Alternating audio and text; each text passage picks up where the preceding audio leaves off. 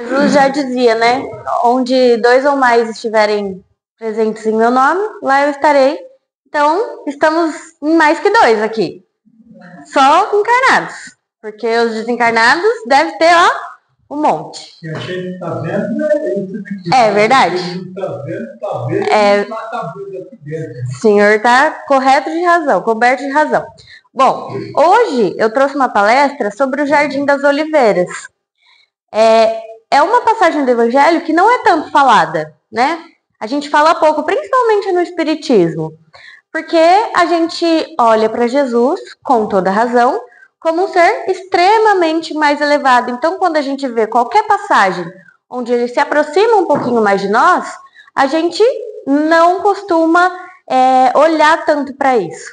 Mas essa passagem do Evangelho é de extrema importância, principalmente nesse mês, que é o mês do Setembro Amarelo, porque a gente vai falar sobre o momento em que Jesus chorou. A gente vai falar sobre o momento em que Jesus teve ali o seu momento de fragilidade. É claro que a gente não entende de fato os motivos disso, porque Jesus, apesar da gente sempre querer ele perto da gente, ele é um ser muito mais elevado. Então, a gente não entende necessariamente o motivo pelo qual ele chorou, porque ele não disse, mas a gente deduz os motivos. E é sobre isso que a gente vai falar aqui hoje. Eu vou lendo algumas coisas, porque eu tinha trazido a apresentação e acabou não dando certo a TV, então eu trouxe algumas passagens, alguns textinhos, então eu vou lendo, e aí, se eu estiver falando muito baixo, vocês falam, tá? Beleza. Essa passagem está no Evangelho de Mateus, no capítulo 26, versículos de 36 a 46. E ele diz o seguinte: então, Jesus chegou com eles a um lugar chamado Getsemane e disse aos seus discípulos: assentai-vos aqui enquanto eu vou além orar. Getsemane é o Jardim das Oliveiras. E levando consigo Pedro e os dois filhos de Zebedeu, começou a entristecer-se e angustiar-se muito. Então lhes disse: a minha alma está cheia de tristeza até a morte. Ficai aqui e velai comigo. Então ele pede para o Pedro e para os filhos de Zebedeu ficarem ali enquanto ele ia orar, porque ele estava muito triste. E indo um pouco mais para adiante, prostrou-se sobre o seu rosto, orando e dizendo: meu pai, se é possível, passe de mim esse cálice. Todavia, não seja como eu quero, mas como tu queres. Então Jesus estava lá muito triste, pediu para Deus, o Pai maior, para que essa tristeza pudesse ser retirada, mas que se não pudesse, que ele pudesse compreender e sim fazer com que Deus fizesse a sua vontade, e não a vontade do próprio Jesus. Vigiai, e voltando aos seus discípulos, achou-os adormecidos, e disse a Pedro: então nem uma hora pudestes velar comigo? Ele estava lá orando no Jardim das Oliveiras, enquanto Pedro, o irmão e os filhos de Zebedeu acabaram adormecendo. E nesse momento, Jesus já sabia que ele estava sendo perseguido ali para ser levado para o Calvário, porque ele sabia que Judas já tinha ido lá conversar com os romanos. E aí, por isso que ele pede para Pedro ficar de olho ali. Fala: Pedro, fica de olho, porque eu sei que tem gente que está vindo me procurar. E Pedro dorme. E aí ele repete: vigiai e orai para que não entreis em tentação, para não dormir de novo. Na verdade, o espírito está pronto, mas a carne é fraca. E indo, segunda vez, orou dizendo: Pai meu, se este cálice não pode passar de mim, sem eu o beber, faça-se a sua vontade. Novamente, mostra para nós Jesus sentindo essa angústia e, mesmo assim, dizendo a Deus: a tua vontade é quem comanda, não a minha. E voltando, achou-os outra vez adormecidos, porque os seus olhos estavam pesados. E deixando-os de novo, foi orar pela terceira vez, dizendo as mesmas palavras. Então chegou junto dos seus discípulos e disse-lhe: dormi agora e repousais. Eis que é chegada a hora e o Filho do Homem será entregue nas mãos dos pecadores. Então, a terceira vez que ele volta lá e vê Pedro e os outros dormindo, ele é a pessoa mais caridosa, como sempre, e diz: tudo bem, entendo que a carne de vocês, o material de vocês, infelizmente ainda é muito fraco, e esse é o momento que eu vou me entregar. Levantai-vos, partamos. Eis que é chegado o que me trai, que é quando Judas chega para levar ele para o Calvário. Bom, essa passagem é uma passagem que dá um pouco de angústia na gente, né? Que a gente fala assim, meu Deus do céu, Jesus está orando para Deus, e aí ele sabe que Judas vai vir, ele pede para os discípulos ficarem de olho, eles não ficam. Parece um momento da história de Jesus que a gente fala, meu Deus, será que se isso não tivesse acontecido, será que Jesus teria sido levado? É claro que a gente sabe que sim, porque toda a história ela teve o seu porquê. E a gente tenta compreender a tristeza de Jesus não como uma tristeza por medo do desencarne, porque era Jesus, né? A gente sabe que ele já sabia, ele já estava preparado para tudo, ele é o Cristo, o governador da terra, mas o que a gente imagina? Que ele estava triste por saber o nosso futuro. Que ele estava triste por ser a pessoa que mais nos amou enquanto em terra, enquanto encarnado. E quando ele está ali orando e sabe tudo o que vai acontecer, ele fala, Jesus, Deus, afasta de mim essa tristeza por saber o futuro da humanidade.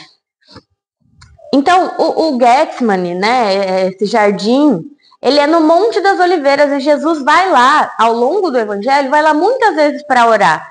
Então, ficou como sendo o lugar onde Jesus ora. E ali, Jesus viveu momentos intensos, assim, antes da crucificação.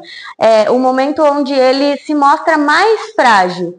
Lembrando que não colocando ele como nós, porque Jesus está muito mais elevado que nós, mas colocando ele como também um espírito que sente. Um espírito que tem sentimentos, um espírito que pode ter tristezas, diferentes das nossas, mas que tem também. E ele representa esse momento, um momento de solidão da alma, porque Jesus pede e depois fica em silêncio. E mesmo cercado com discípulos, ele ainda assim fica sozinho, com a própria consciência, com as falas de Deus, mas ele está sozinho nessa missão. É claro, a gente sabe que a gente nunca está sozinho, a gente sempre está bem amparado pela espiritualidade, mas Jesus ali mostra esse simbolismo de que ele precisava dos companheiros e naquele momento os companheiros não estiveram com ele. Mas existe um ensinamento muito importante nesse momento, que é de fato o ensinamento do silêncio. É de fato o ensinamento da introspecção, de quando a gente precisa orar a Deus e se acalmar esperando a resposta. Então, quando Jesus está ali, tomado de profunda angústia, ele diz que minha alma está triste até a morte. Ele não nega a sua dor. Ele não fala, não posso ficar triste. Porque todos nós podemos. E é por isso que é tão importante essa palestra no Setembro Amarelo, onde a gente precisa olhar para os nossos sentimentos e falar, tá tudo bem, eu posso me sentir triste, eu posso sofrer com os meus problemas, principalmente enquanto a gente é encarnado, porque somos seres que ainda temos sofrimentos distintos, e a gente pode se sentir dessa forma. O erro não está aí, o erro não está em se sentir triste. E ele mostra que até mesmo o espírito mais elevado, encarnado, experimenta esses momentos. Então, se Jesus, que é Jesus, se sentiu triste, por que nós não podemos? A diferença está em como eu lido com essa tristeza. O que eu vou fazer com essa tristeza? Como eu vou tratar essa tristeza, né? E ele pede, Pai, se possível, afasta de mim esse cálice. Contudo, que se faça a tua vontade. Isso é o maior exemplo de fé. Porque, imagina, gente, Jesus sabe para onde está indo. Jesus sabe o sofrimento que ele vai ter. Ele vai ser crucificado, ele vai ser açoitado, ele vai ser humilhado. E ele sabe de tudo isso. Ele pede, Pai, se possível, não, mas é a tua vontade, porque é você que sabe. E Jesus era um ser tão grande que ele fez isso não por ele, não pelo próprio momento de evolução, porque ele já tinha chegado ao momento maior, mas por nós, para tentar mostrar para nós todas essas lições de fé, de caridade, de amor, de compaixão. E aí é onde está a chave. Jesus ele não foge da prova, porque é uma provação muito complexa, né? Ele se entrega à prova. Quando nós fazemos a nossa reencarnação, quando nós montamos o nosso planejamento reencarnatório, a gente lá, enquanto desencarnados, a gente acha que a gente vai conseguir tudo, né? Eu vou colocar tudo. Eu vou colocar que eu vou passar pela pobreza, eu vou passar pela inveja, eu vou por todas as provas. E eu vou conseguir porque lá, na eternidade, a gente olha, 80, 90 anos, pouquinho, é rapidinho. Enquanto a gente está aqui, a gente tem muita dificuldade. E esse é o exemplo de que se a gente entregar as nossas dificuldades na mão de Deus, na mão da espiritualidade, a gente consegue, né? Jesus dá um exemplo de extrema importância para a gente. E nos nossos Jardins das Oliveiras, vamos colocar que cada um tem o seu Jardim das Oliveiras aqui. Que pode ser um momento de doença, que pode ser um momento de perda, do desencarne de alguém que a gente ama, pode ser a solidão, a decepção. A gente é convidado a orar, a confiar, a pedir. Tudo bem pedir, Jesus pediu. Tudo bem a gente pedir, Pai, se o Senhor puder tirar de mim essa dificuldade, Pai, se o Senhor puder diminuir esse meu sofrimento, por favor, eu te peço, mas que seja feita a tua vontade e não a minha. Porque é o Senhor que sabe e não eu. É igual pai e mãe mesmo, né? O filho tá lá esperneando, eu quero doce, mas o pai sabe que não dá, que não pode mais, que o filho já comeu doce até... Nossa Senhora! E o pai sabe, filho, sinto muito, eu não vou te dar doce. A criança tá lá esperneando. Nós somos as crianças. Às vezes a gente esperneia, às vezes a gente chora, às vezes a gente fica bravo, briga com Deus, mas não somos nós que sabemos, é Deus. Mas eu quero de novo reiterar que tá tudo bem ficar triste, tá tudo bem pedir, tá tudo bem orar, porque a espiritualidade ouve, né, os nossos pedidos. E eles às vezes até querem, às vezes até esperam a gente pedir, porque também é um sinal de fé. Quando a gente fala, por favor, eu entendi agora, eu não quero mais passar por isso, então a gente vai te ajudar. Vou dar um exemplo de pessoas adictas, né? Que estão passando pelo tormento das drogas, do álcool, que também é uma doença. Essas pessoas, elas estão desesperadas, elas estão em sofrimento. E a espiritualidade está lá esperando elas pedirem ajuda, porque não dá para ajudar se a gente não pede. A gente só consegue ajudar quem quer ser ajudado, não é? Então, quando a gente pede, eles atendem. Quando a gente olha para essa passagem do Evangelho e pensa nos discípulos adormecidos, o que isso quer dizer? Que é um símbolo da incompreensão humana, né, diante da dor alheia.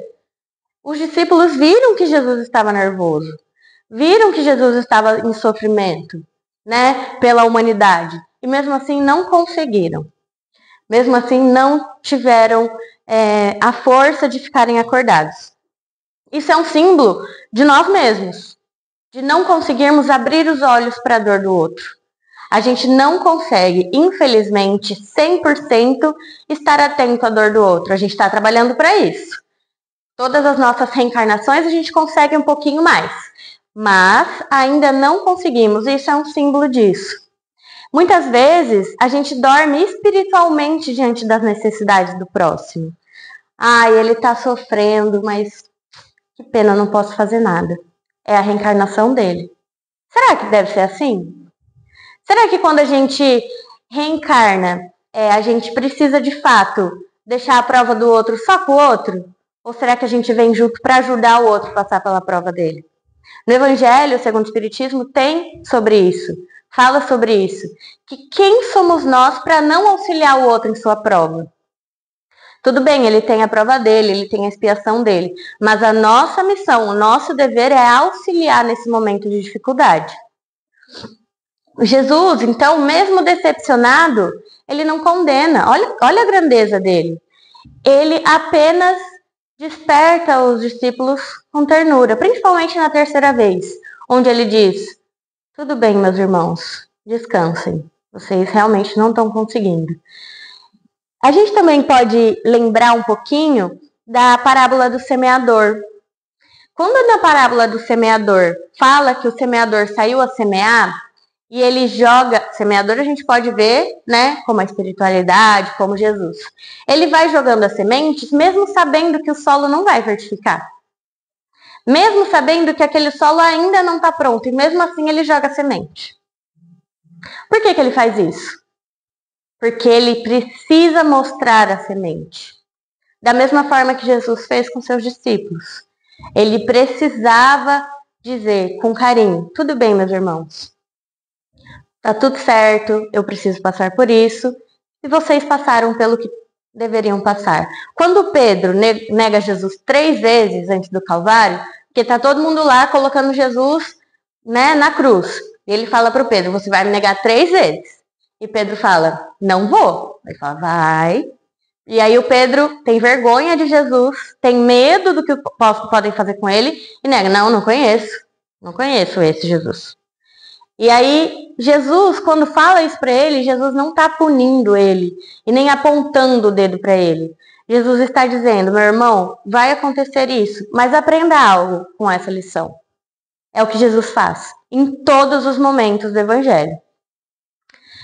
Então, a gente precisa parar para pensar como a gente tem reagido à dor do outro, como a gente tem cuidado do outro, como a gente tem olhado para a prova do outro. De novo, Setembro Amarelo, as pessoas que estão em sofrimento, como é que a gente pode ajudar? Como é que a gente tem olhado para esse sofrimento? A gente tem adormecido espiritualmente ou a gente tem se posto à disposição? É mais uma lição desse momento do Evangelho.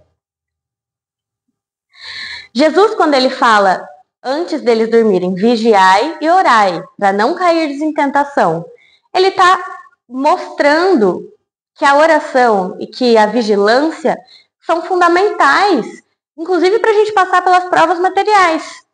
Porque o adormecimento do corpo material, a gente não tem muito controle, né, em alguns momentos.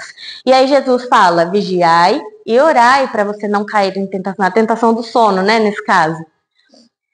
E a tentação, nesse caso, para a gente olhar simbolicamente, não é só o erro moral, mas é também o desânimo, é também a revolta, é a desistência, porque a gente desiste muitas vezes. E a gente precisa orar para que isso não aconteça. Inclusive para a gente não desistir de nós mesmos e nem do outro. Para a gente não olhar para essa tristeza como um fim e nem olhar para a tristeza do outro como um martírio. A gente precisa olhar para a tristeza do outro enquanto uma possibilidade. E não julgar o outro por ele estar triste.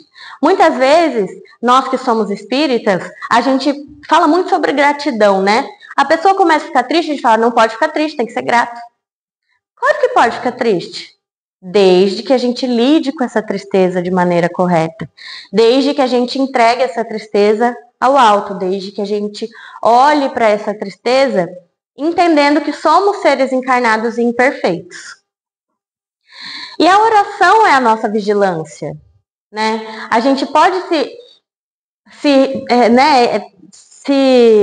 entrar num lugar, ficar sozinho e orar. E orar não precisa nem ser uma oração tão difícil, não. A gente pode olhar para Deus e falar, me ajuda. Isso é uma oração. Se for sincera, é uma oração. Eu tive um problema com um familiar que estava passando por momentos muito difíceis, relacionados a álcool, relacionados a droga, e eu sempre ficava pedindo para Deus mudar ele. Deus, dá uma luz na cabeça dessa pessoa, pelo amor de Deus. Eu comecei a sentir a mudança dessa pessoa quando eu virei para essa pessoa e falei, eu tô aqui. No momento que você quiser, eu tô aqui. E se você não quiser, eu ainda tô aqui. Aí eu comecei a ver a mudança. Porque foi nesse momento que essa pessoa falou, eu acho que eu preciso. Então, em vez de a gente apontar os dedos, vamos estender a mão, né? Esse é o momento para a gente pensar nisso. E essa passagem do Evangelho é muito simbólica em relação a isso, né?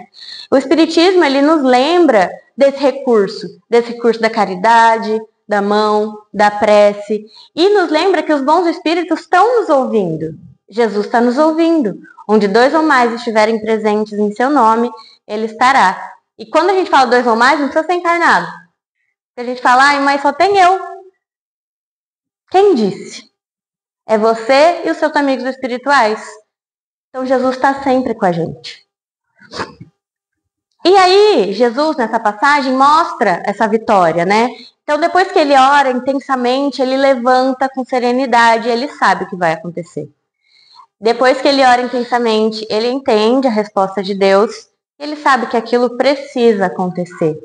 Então, no Jardim das Oliveiras, ele ensina que a verdadeira vitória ela é interior, porque tudo isso acontece com ele sozinho. Os outros estão adormecidos. Ele está conversando, ele e Deus. E aquilo é interior. A conversa de Jesus com Deus é de dentro. Então, isso nos mostra que a gente precisa alterar o nosso comportamento dentro de nós. Não é mostrando para os outros, é dentro de nós primeiro. Mostrar para os outros é uma consequência.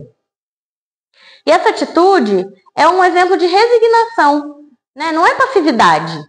Não é falar, vai acontecer o que tiver que acontecer e pronto. Mas é resignação ativa.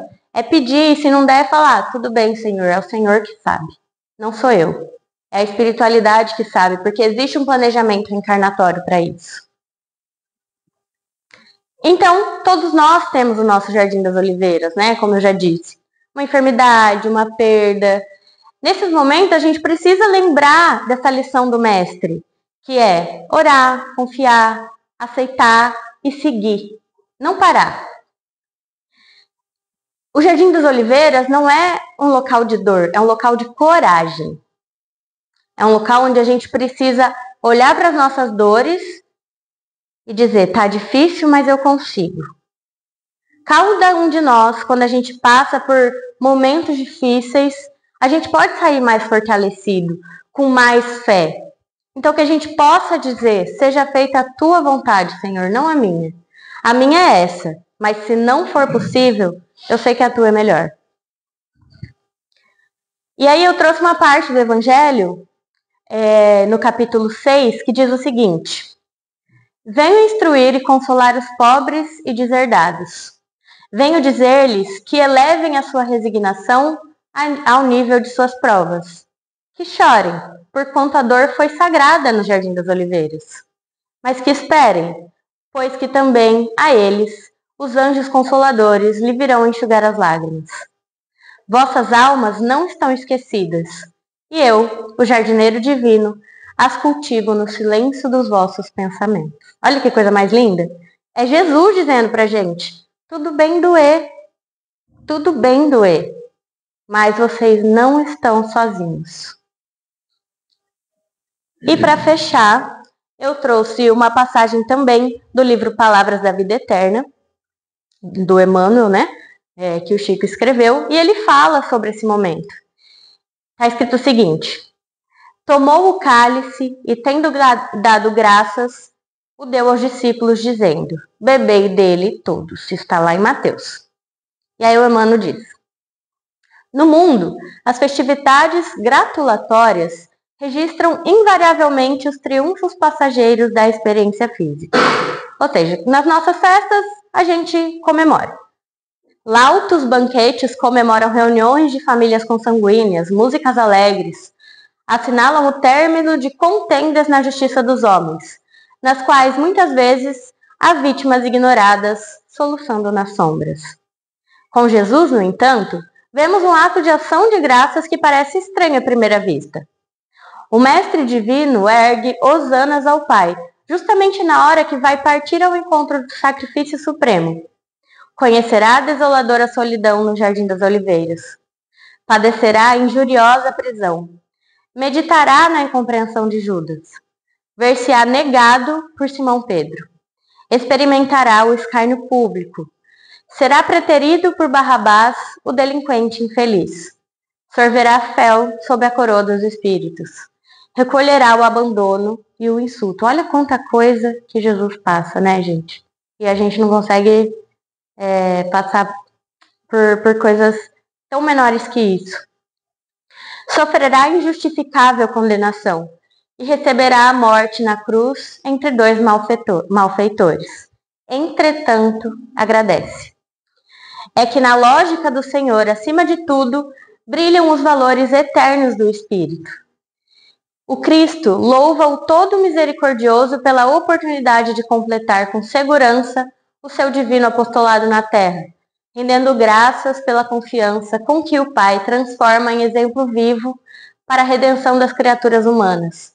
Embora essa redenção lhe custe martírio e flagelação, suor e lágrimas. Não te percas, desse modo, em lances festivos sob pretensas conquistas da carne, que a morte confundirá hoje ou amanhã, mas no turbilhão da luta que santifica e aperfeiçoa. Saibamos agradecer os recursos com que Deus nos aprimora para a beleza da luz e para a glória da vida. Então, que a gente tenha essa fé, né, que Jesus nos ensinou, que a gente possa compreender que as nossas dores têm motivos e que está tudo bem a gente ter dificuldade com elas, desde que a gente se lembre que não estamos sozinhos, que a gente pode pedir auxílio para a espiritualidade maior. É isso que Jesus veio nos mostrar com essa passagem. Muito obrigada por me ouvirem e é isso.